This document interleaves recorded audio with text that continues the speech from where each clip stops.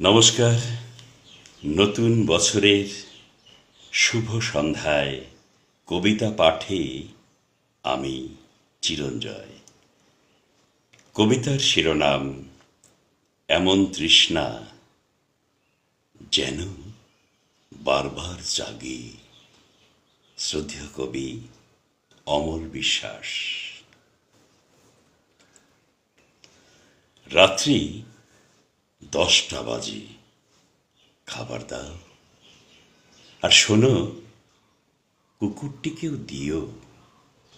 ও জিভ বের করে হাঁপাচ্ছে, ওর বড্ড খিদে পেয়েছে।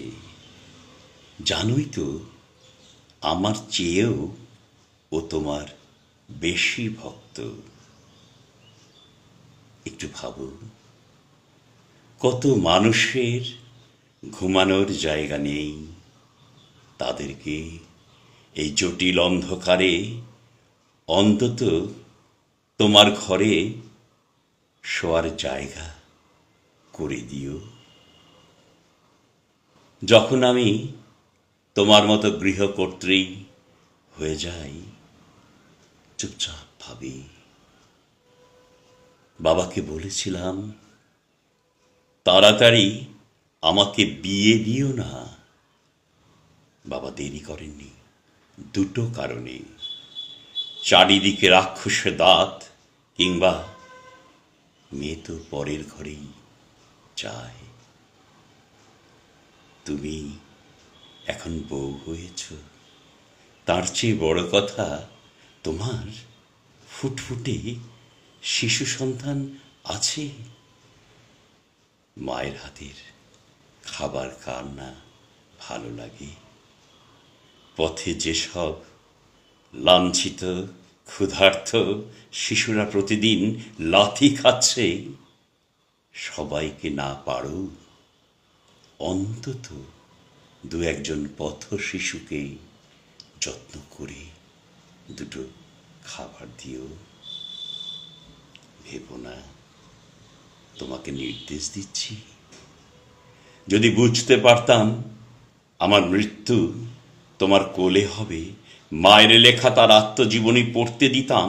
লেখা আছে, খোকা, তোর কোলে যেন আমার মৃত্যু হয়। কি সৌভাগ্য, তাই হয়েছিল।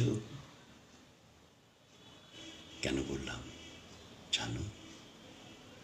জন্মভূমির দুধ পান করে মরীচিকার ভেতর থেকে যদি অন্তত একজন ক্ষুধার্ত শিশুকে তুলে আনতে পারি, এবং যদি তুমি তার মা হতে পারো, বুভুক্ষ পৃথিবীতে সেদিন চিৎকার করে বলবো, শিশুটির ঠিকানা আমি।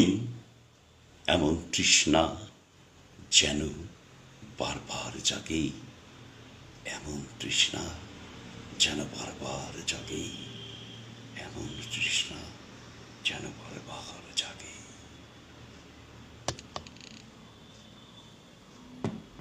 সকলকে এই শুভ সন্ধ্যায় আমার অন্তরের অন্তঃস্থল থেকে অনেক অনেক শ্রদ্ধা, শুভেচ্ছা, ভালোবাসা, প্রণাম।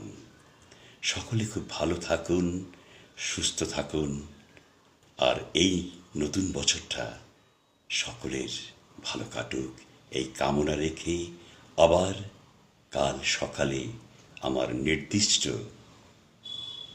অনুষ্ঠান কবিতায় চিরঞ্জয় থাকছি। ধন্যবাদ। শুভরাত্রি।